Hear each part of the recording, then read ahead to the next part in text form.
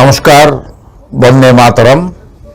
প্রিয় পশ্চিমবঙ্গবাসী, আজ স্বাধীনতার ৮০তম বর্ষপূর্তির পবিত্র দিনে আমি পশ্চিমবঙ্গের প্রতিটি নাগরিককে জানাই আন্তরিক অভিনন্দন ও শুভেচ্ছা। আজ শ্রদ্ধার সঙ্গে স্মরণ করি সেই সকল স্বাধীনতা সংগ্রামীদের যাদের আত্মত্যাগে আমরা পেয়েছি স্বাধীনতার মুক্ত আকাশ।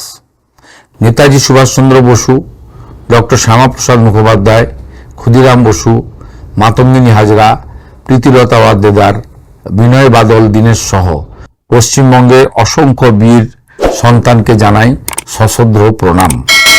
তাদের আত্মত্যাগ আমাদের শিখিয়েছে স্বাধীনতা শুধু রাজনৈতিক জয় নয়, বরং দেশকে আরও এগিয়ে নিয়ে যাওয়ার এক পবিত্র অঙ্গীকার। সেই অঙ্গীকারকে সামনে রেখেই মাননীয় প্রধানমন্ত্রী শ্রী নরেন্দ্র মোদীজি বিকশিত ভারত 2047-এর স্বপ্ন দেখেছেন। আর সেই স্বপ্নকে বাস্তবে রূপ দিতে পশ্চিমবঙ্গ হবে অন্যতম প্রধান চালিকা শক্তি।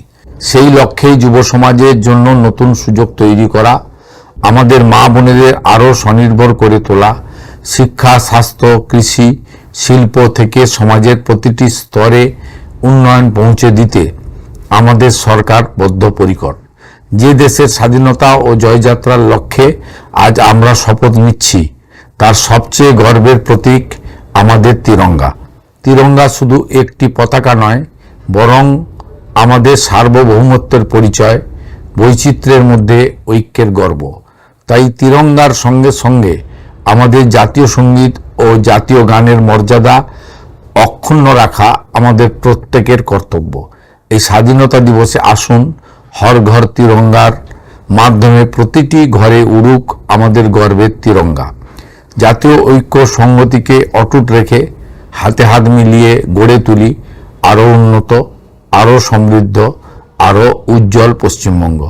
জয় হিন্দ, বন্দে মাতরম।